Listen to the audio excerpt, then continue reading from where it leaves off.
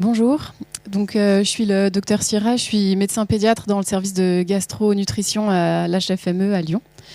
Et je vais vous présenter, on m'a demandé de vous parler sur les troubles gastro-entérologiques et les troubles alimentaires pour les patients présentant un syndrome de microdélétion 22Q.1.1. Alors, c'est pas ça. Voilà. Rapidement, je vais d'abord vous faire présenter les troubles gastro-entérologiques que peuvent avoir ces patients, et puis ensuite on va faire une partie sur les troubles alimentaires pédiatriques. Désolée. Alors, dans les troubles gastro-entérologiques, le plus fréquent, c'est le reflux. Le reflux, il peut concerner déjà la plupart des nourrissons avec ou sans pathologie. C'est souvent un reflux qui est physiologique, qui n'est pas forcément lié à une maladie. Dans certains cas, il peut être un peu sévère et entraîner des troubles de l'alimentation qui peuvent être fréquents dans les premières années de vie de l'enfant. Donc, qu'est-ce que c'est exactement ? C'est une remontée du contenu du liquide de l'estomac dans l'œsophage. Le petit clapet qui est situé entre l'œsophage et l'estomac n'est plus bien fonctionnel. Et donc, ça peut entraîner des vomissements, un inconfort, des difficultés alimentaires et, s'il est sévère, des problèmes plus importants, notamment respiratoires ou ORL. Le diagnostic, il est avant tout clinique, donc c'est en interrogeant et en examinant le patient et la famille. Et exceptionnellement, on peut avoir besoin de faire des examens pour le confirmer. Donc ces examens, ce seront une pH-métrie. On met une petite sonde dans le nez du patient qui va descendre jusque dans l'estomac et on va recueillir l'acidité, le pH sur la hauteur de l'estomac. Et plus rarement, on peut faire besoin d'un TOGD, donc en radiologie médicale, et exceptionnellement une endoscopie digestive, une fibroscopie. Le traitement pour les nourrissons est d'abord d'épaissir le lait pour que le lait puisse rester dans l'estomac et ne remonte pas. Donc, soit par des épaississants qu'on rajoute dans le lait, notamment si le bébé est allaité, soit par des laits déjà épaissis. Et après, on peut utiliser des médicaments comme le Gaviscon ou des inhibiteurs de la pompe à protons. Et très, très exceptionnellement, on peut avoir besoin d'avoir recours à la chirurgie. Chez l'adulte, les premières règles sont aussi hygiéno-diététiques, donc on va éviter certains aliments, les aliments qui sont gras, les aliments acides, faire attention au rythme entre la prise des repas et l'heure où on va s'allonger, donc respecter un temps entre le dîner et le coucher ou entre le déjeuner et la sieste, et éviter le tabac et l'alcool. Mais il n'y a plus beaucoup de siestes chez l'adulte, c'est vrai. Donc le reflux et puis globalement les difficultés d'alimentation peuvent être liées soit au reflux, mais aussi à des problèmes d'incoordination faciale et d'hypotonie des muscles pharyngo-laryngés qui peuvent plus concerner ces patients-là. Il peut aussi y avoir des problèmes ORL avec les fentes vélopalatines ou labiopalatines, mais je ne rentrerai pas dans les détails de ces fentes-là. Et il peut y avoir aussi des compressions des voies aériennes supérieures, plus rares, mais des malformations cardiaques qui peuvent donner des compressions des voies aériennes ou digestives et qui peuvent donner des difficultés à l'alimentation. Donc voilà, les problèmes d'alimentation, ils peuvent venir de plein d'endroits différents et il faut savoir d'où ils viennent pour pouvoir bien les prendre en charge. Ça nécessite une évaluation. Alors, j'ai présenté l'évaluation ORL, mais elle est aussi plus globale. Donc, l'ORL va pouvoir étudier la cavité buccale, vérifier s'il n'y a pas de fente, vérifier les troubles de la déglutition en collaboration avec une orthophoniste. Et l'ORL doit aussi surveiller l'audition chez ces patients-là. Il sera important de vérifier l'état bucco-dentaire. C'est des patients qui sont plus à risque infectieux ou d'anomalie de l'émail. Et une anomalie de la dentition peut bien sûr entraîner des troubles de l'alimentation. Et vérifier les conséquences que ces troubles ont. Donc en effet, s'il peut y avoir des vomissements ou des régurgitations, ça peut donner des problèmes respiratoires par inhalation bronchique ou des problèmes ORL. Et donc la prise en charge, elle dépend vraiment de quel est le problème et comment est l'enfant. Donc il faut adapter l'alimentation aux capacités de l'enfant, faire des rééducations avec l'orthophonie et le plus précocement possible, et parfois de faire des prises en charge chirurgicales ORL s'il y a des fentes par exemple. Alors, je vais vous présenter les malformations digestives que peuvent présenter les patients avec un syndrome de délétion 22q11, qui sont exceptionnels, voilà, j'insiste, mais qui peuvent arriver malgré tout. Et tout d'abord, la constipation peut être présente chez ces patients-là et ne pas forcément révéler une maladie digestive. Elle peut être fonctionnelle comme un autre patient. Donc il faudra bien sûr faire la part des choses entre une constipation simple ou une constipation qui révèle une maladie digestive plus rare. Alors, tout d'abord, l'imperforation anale. Il existe plusieurs types de malformations anorectales, plus larges donc que juste la simple imperforation anale. Donc là, c'est un schéma de cette anatomie normale avec le rectum, le canal anal, et puis en avant chez l'homme, la vessie et l'urètre qui va aboucher pour les voies urinaires. Chez la fille, c'est un peu plus compliqué parce qu'il y a aussi les voies génitales avec le vagin et l'utérus à cet endroit-là. Et donc, il peut y avoir une ouverture anale trop petite, une sténose anale, ou une ouverture anale qui est placée au mauvais endroit, un petit peu en avant, un anus antéposé, on appelle ça. Après, il peut y avoir une ouverture anale qui est complètement absente, une imperforation anale, donc il n'y a pas de communication entre la peau et la fin du tube digestif. Ou il peut y avoir aussi des fistules entre les parties digestives et les parties urinaires ou génitales. Donc c'est des communications. Donc les malformations, elles sont assez diverses. Il faut bien préciser quel type de malformation est présente. Et donc les complications, ça peut être une constipation, des infections urinaires, parce que si ça communique, voilà, les germes ils peuvent plus facilement passer dans les voies urinaires ou génitales. Et la prise en charge, elle est avant tout chirurgicale. Parfois, on peut avoir besoin de faire des stomies, c'est-à-dire d'aboucher une partie de l'intestin à la peau, notamment dans les cas d'imperforation complète ou de fistule, pour pouvoir faire la chirurgie en 2 temps. Et parfois, on peut avoir besoin de faire des dilatations, notamment dans les sténoses anales. Et cette prise en charge chirurgicale doit être accompagnée d'une prise en charge de rééducation qui est très importante pour l'enfant et la famille, donc avec plusieurs professionnels, des kinés, des diététiciens, des psychologues. Alors, la maladie de Hirschsprung, qui est déjà une maladie rare, donc je vais vous le présenter assez rapidement. C'est un défaut de développement du système nerveux dans la paroi du tube digestif, qui va toujours commencer par la fin du tube digestif et puis qui peut remonter. Donc là, c'est le schéma du côlon et puis exceptionnellement, ça peut remonter plus haut encore. Et donc ça donne une anomalie de l'avancée de l'intestin, une anomalie de la motricité, des mouvements automatiques que l'intestin a. Et donc ça peut donner des constipations et des occlusions. Donc ça veut dire que le bol alimentaire n'avance plus du tout. Et après, voilà, ça se dilate. Souvent, c'est des formes basses, donc du rectum et du sigmoïde. Donc c'est la dernière partie de l'intestin dans les 3/4 des cas des maladies de Hirschsprung. Et le traitement, il est en premier lieu chirurgical. Donc on va réséquer la partie malade. Parfois, on laisse un tout petit bout de partie malade pour l'anastomoser avec la partie saine parce qu'on ne peut pas tout enlever jusqu'en bas. Et parfois, on a besoin aussi de mettre une stomie, donc à boucher transitoirement ou exceptionnellement définitivement une partie de l'intestin à la peau. Les hernies diaphragmatiques. Donc, le diaphragme, c'est un muscle qui sépare la cage thoracique de l'abdomen. Et normalement, il n'a pas d'espace pouvant passer, hormis celui qui permet de passer quand même les gros vaisseaux et l'œsophage au milieu.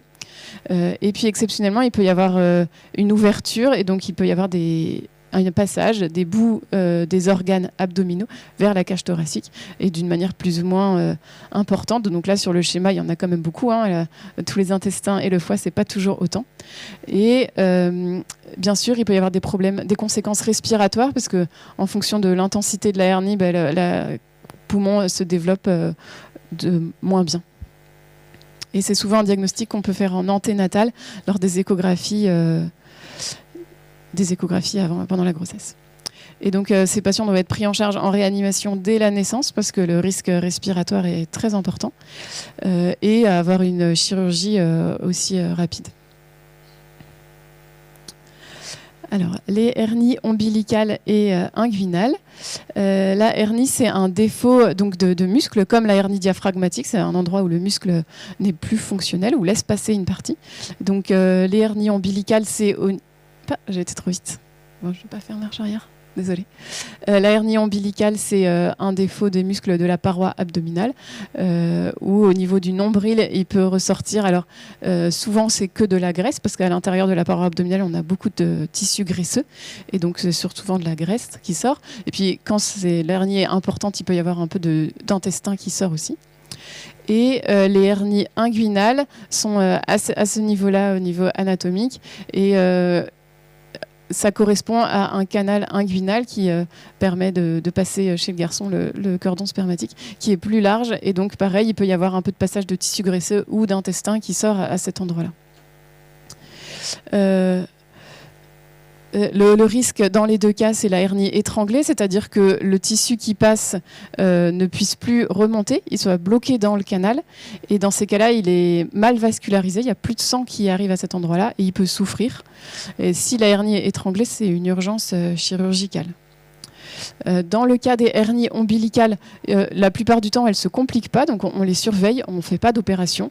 Et c'est rare qu'on soit amené à faire des opérations. Par contre, dans le cas des hernies inguinales, on va les opérer systématiquement parce qu'il y a plus de risques d'étranglement.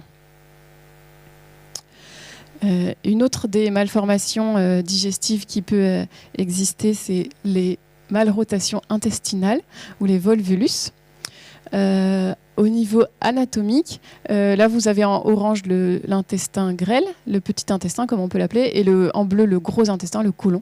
Et il y a le mésentère qui est toute cette partie de gras, de tissu, qui permet d'amener la vascularisation au bon endroit et partout, et qui normalement est assez large.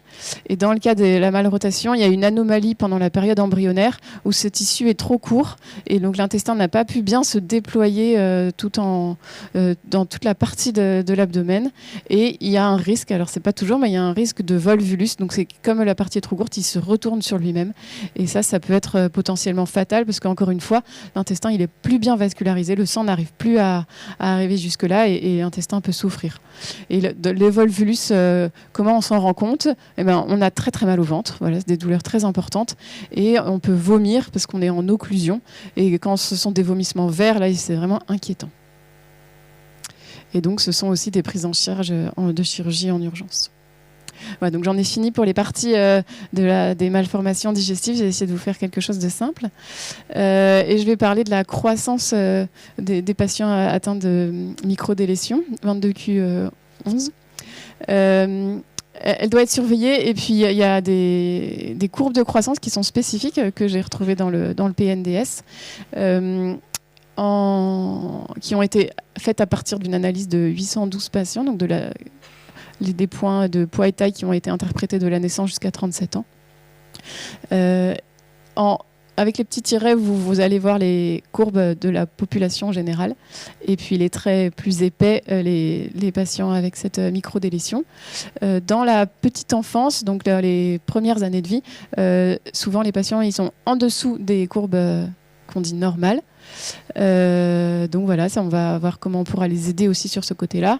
Et chez le garçon, à partir de l'adolescence, il y a un groupe de patients qui va dépasser les courbes, donc être plutôt ce qu'on pourrait considérer en surpoids. Et puis il y a un groupe de patients qui vont rester en dessous, donc qui peuvent être en dessous quand même des courbes normales.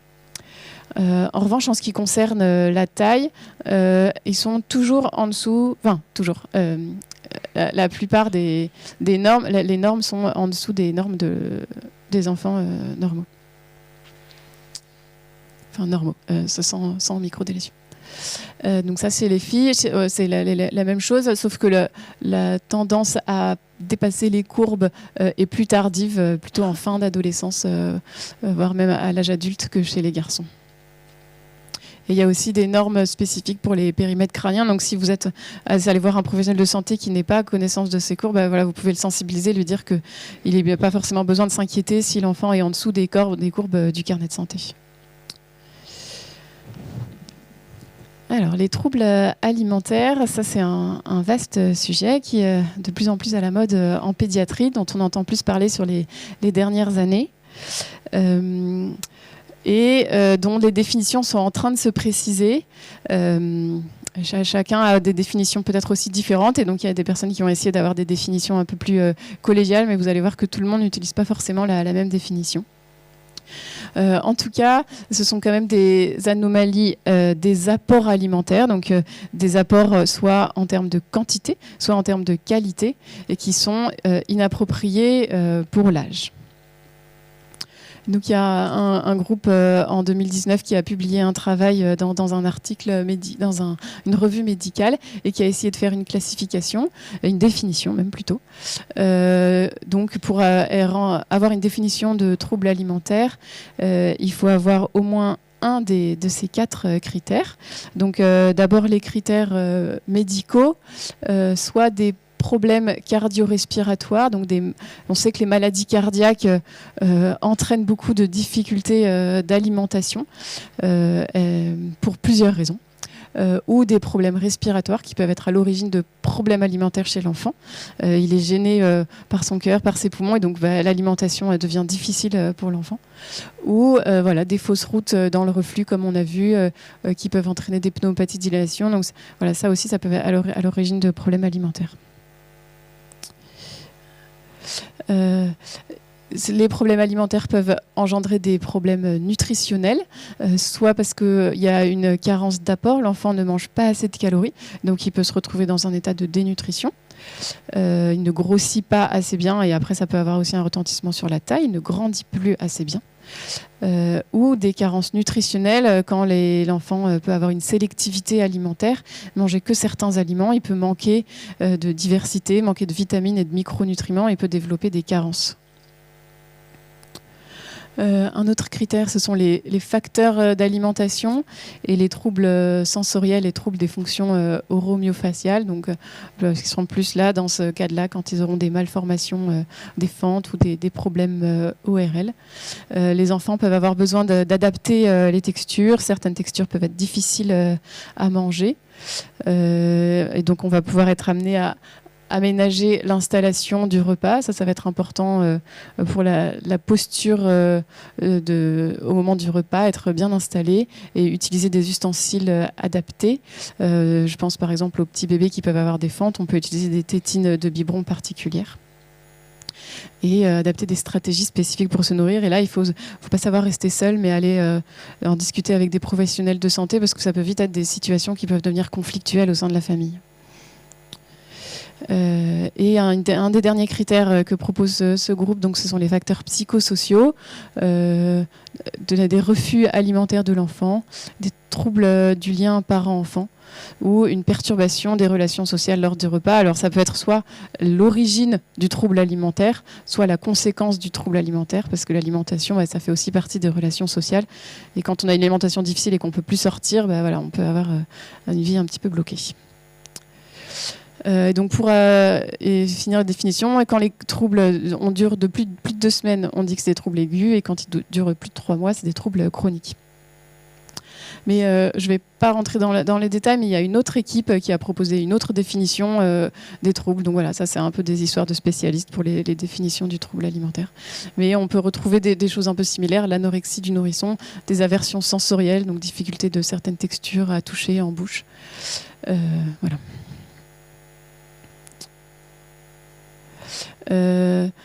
Il y a des situations où on est plus à risque de développer des troubles alimentaires. Donc c'est surtout chez des enfants qui sont nés prématurés. Chez des enfants chez qui il y a une hospitalisation en période néonatale. Je vais vous le montrer après. La période néonatale est une période cruciale dans le développement de l'acquisition de l'alimentation. Et donc quand il peut y avoir des agressions avec des chirurgies cardiaques, digestives, ORL, on va toucher à la sphère, soit par la chirurgie, soit parce qu'on va lui mettre du matériel, des sondes, de l'oxygène, des sondes nasogastriques. Donc ça va être difficile pour lui d'acquérir ce développement-là. Donc les malformations orofaciales avec les fentes, des infections à répétition dans la première année de vie. L'enfant peut être fatigué par ces infections, parfois être hospitalisé aussi. Du coup, moins manger quand il est malade. Des troubles de la relation mère-enfant. des troubles du spectre autistique, même si c'est difficile à diagnostiquer chez le tout petit. Et les syndromes génétiques, on sait que le syndrome de microdélétion peut être un facteur de risque pour les troubles alimentaires. Alors là, ça me semblait important de vous montrer un petit peu comment se développe l'oralité et l'alimentation chez le tout petit, parce que ce sont ces étapes clés qui sont importantes dans le développement, et s'il y a un problème au moment de ces étapes clés, il peut y avoir des conséquences après qui peuvent durer longtemps. Donc l'alimentation, l'oralité, elle commence déjà avant la naissance, pendant la grossesse, parce que le bébé il va déglutir le liquide amniotique, et donc la succion, la déglutition, elle se travaille déjà beaucoup in utero. À la naissance, l'enfant va avoir une succion réflexe et être surtout alimenté avec du lait. À partir de 6 mois, on va lui proposer une diversification alimentaire entre 4 et 6 mois, où il va découvrir des nouvelles textures, des purées, des textures lisses. Et puis petit à petit, lorsqu'il acquiert un plus grand tonus vers 1 an, on va lui proposer une alimentation plus solide et qui va se développer jusqu'à atteindre une alimentation normale dans les premières années de vie. Voilà, donc il y a une phase de succion qui est vraiment réflexe. Et après, vers l'âge de, en fin de la première année de vie et par la suite, l'enfant il va développer une alimentation volontaire, il va choisir lui-même ce qu'il a envie de manger, ce qu'on lui présente aussi.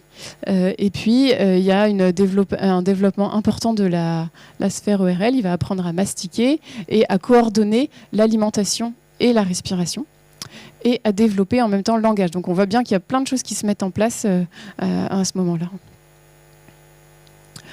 En ce qui concerne l'appétence à découvrir des nouveaux aliments, à partir de 6 mois et jusqu'à peu près 18 mois, l'enfant il a une néophilie alimentaire, c'est-à-dire qu'il a envie de découvrir des nouvelles choses. Il est vraiment dans une étape d'exploration, de découverte voilà, c'est dans son développement normal.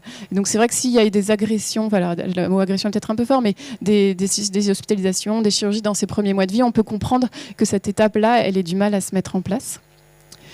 Et ensuite, entre 1 an et demi et jusqu'à à peu près 3 ans, de manière naturelle, l'enfant il a une néophobie alimentaire. Il va avoir peur de découvrir des nouveaux aliments.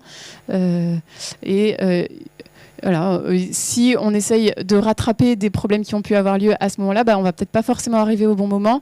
Il va peut-être falloir attendre la période après 3-4 ans, où là, l'enfant va arrêter cette période de néophobie et puis être plus enclin à vouloir découvrir des nouvelles choses. Donc il va pas forcément, dans tout ce qui est rééducation, il faut pas forcément forcer l'enfant quand il montre une opposition à la rééducation ou à découvrir des nouvelles choses.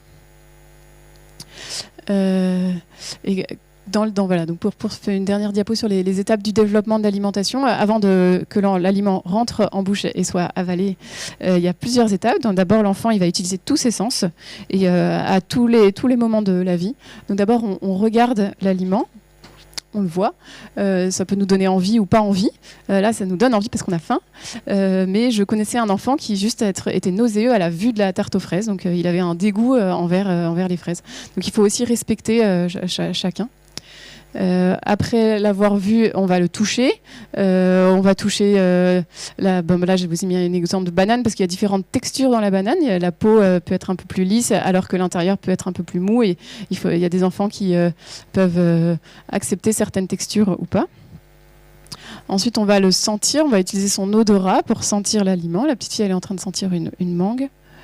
Ensuite, on va utiliser l'ouïe aussi. Là, quand on croque des aliments, on entend l'aliment croquer dans sa bouche. Et finalement, il va arriver en bouche et on va le goûter. Donc, il faut bien respecter toutes ces étapes-là avant voilà. Si on voit que l'enfant il est bloqué à une étape, on va pas le forcer sur cette étape-là. Et comment on peut les aider quand l'alimentation est difficile ? On va d'abord commencer par enrichir l'alimentation. Donc, s'il n'est pas capable de manger suffisamment, on va essayer de lui apporter plus de calories dans la quantité que lui est capable de manger. Donc, on va enrichir avec des matières grasses, surtout chez l'enfant, donc de l'huile, du beurre, du fromage, du lait entier. On peut aussi utiliser des compléments nutritionnels qui ne sont pas toujours adaptés en pédiatrie, mais qui existent. Et puis si ça suffit pas, on peut l'aider avec une sonde nasogastrique, une sonde qui passe par le nez, qui va descendre jusque dans l'estomac et qui va apporter une nutrition alimentaire par une poche, en passant par une pompe qu'on peut avoir à la maison. Et si la nutrition entérale par la sonde est amenée à se prolonger, on peut poser des boutons de gastrostomie. Donc dans ces cas-là, il y a un petit bouton qu'on pose par une anesthésie générale qui va directement dans l'estomac et alimenter l'estomac, ce qui permet d'enlever la sonde et être plus agréable aussi pour le confort de la face et de l'enfant. Et donc brièvement pour parler des troubles alimentaires de l'âge adulte, même si c'est pas du tout ma spécialité, les patients avec syndrome de microdélétion peuvent présenter des troubles alimentaires à l'âge adulte et qui sont plutôt donc, dans le versant troubles de la satiété, difficulté de sentir la satiété et des risques de surpoids et puis d'obésité qui sont aussi à prendre en charge. Voilà, donc je vous remercie pour votre attention.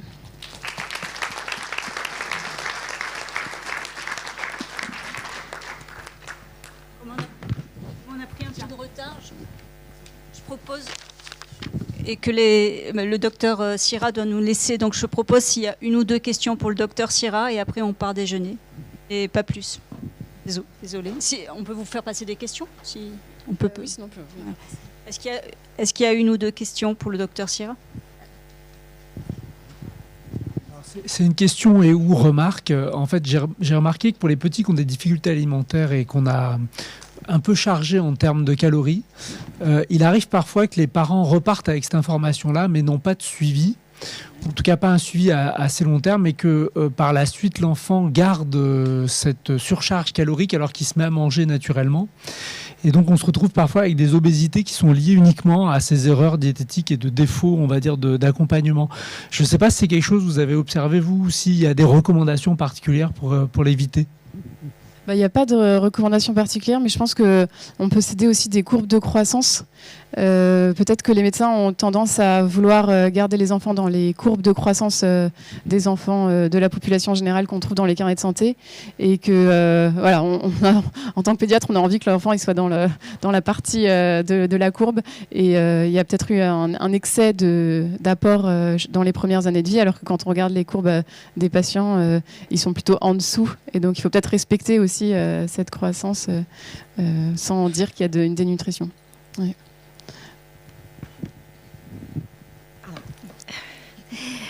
Bonjour, donc je voudrais savoir comment prendre en charge ces troubles de la satiété.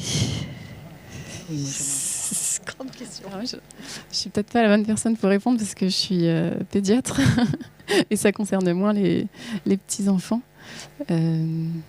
Mais je pense qu'il y a tout un travail éducatif aussi autour de l'alimentation, peut-être à faire avec une diététicienne pour penser le repas avant d'être pendant le repas. Alors, mais est-ce que justement, c'est pas un trouble qui doit être soigné? Enfin, je sais pas d'où ça vient, quoi. C'est ça un peu la question. Est-ce qu'on a beau faire attention, enfin, si on a envie de manger, si on est attiré par la nourriture, c'est très compliqué, quoi. Ça peut même être un TOC. C'est-à-dire, en fait, l'anxiété, souvent on se rassure avec du sucre ou des choses comme ça. Enfin, moi, je l'ai observé chez ma fille. Donc, je ne sais pas, après, c'est peut-être une thérapie comportementale-cognitive ou cognitive-comportementale, je ne sais plus comment on dit. Oui, je pense qu'il y a plus de cet ordre de rééducation à avoir dans les thérapies cognitivo-comportementales. Moi, j'avais une question aussi, c'est pour les orthophonistes spécialisés dans les troubles de l'oralité, c'est pas facile à trouver. Oui. Surtout si en plus on n'est pas diagnostiqué, il faut déjà savoir que ça existe. Oui. Mais il en existe de plus en plus parce que voilà, il y a des DU, des formations qui se font pour les orthophonistes. Et puis parfois, il y a peut-être d'autres professionnels qui peuvent aussi aider. Moi, je pense à la psychomotricité parce que l'alimentation, c'est pas que la bouche, mais c'est vraiment aussi tout le corps et tout le côté sensoriel. Et chez les tout petits, une psychomotricienne peut déjà commencer un travail avant d'avoir un rendez-vous avec l'orthophoniste. Mais bon, c'est pas des prises en charge remboursées par la sécurité sociale, donc c'est pas toujours facile aussi de le mettre en place.